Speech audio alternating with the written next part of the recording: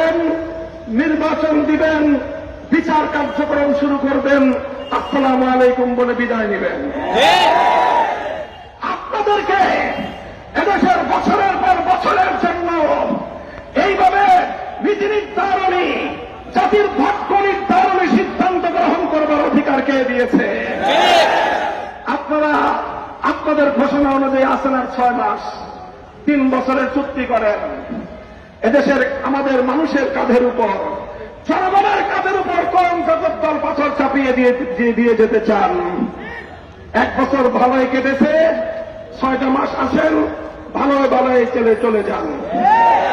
নির্বাচনের ব্যবস্থা করেন, জাতির কাঙ্ক্ষিত সংস্কার বাস্তবায়ন করেন, ফাঁসিবাদের বিচার ত্বরান্বিত করেন, খুনিদের জন্য ফাঁসি কাষ্ঠ নির্মাণ করার প্রস্তুতি নেন।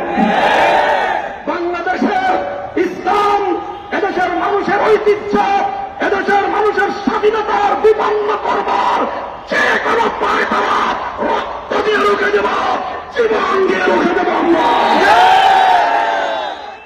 সংগ্রামী সাথী ও বন্ধুগণ, কাজেই আমরা আমাদের বক্তব্য আবার পরিষ্কার স্পষ্ট ভাষায় বলে দিচ্ছি।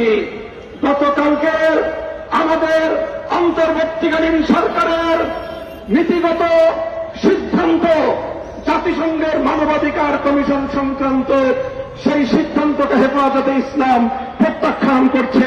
হেফাজতে ইসলাম এই সিদ্ধান্ত মানে না, এই সিদ্ধান্ত কার্যকর হতে দেবে না।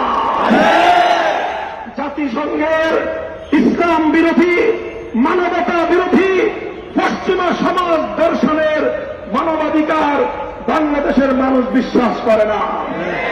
এদেশের মানুষ ধর্মপ্রাণ মানুষ, ধর্মপ্রিয় মানুষ, ইসলাম প্রদত্ত, সৃষ্টিকর্তা আল্লাহ প্রদত্ত মানবাধিকারের মৌলিক কনসেপ্টকে নিয়েই দেশ এবং জাতির আগামী ভবিষ্যৎ গড়ে তুলতে চায়।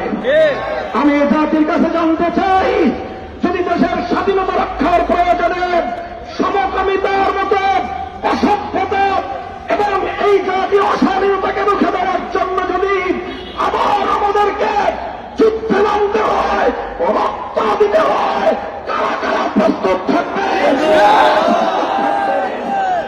ইনশাআল্লাহ এখনই হেফাজতে ইসলামের পক্ষ থেকে বিক্ষোভ মিছিলের কার্যক্রম শুরু হবে। শান্তিপ্রিয়ভাবে আপনারা সকলেই বিক্ষোভ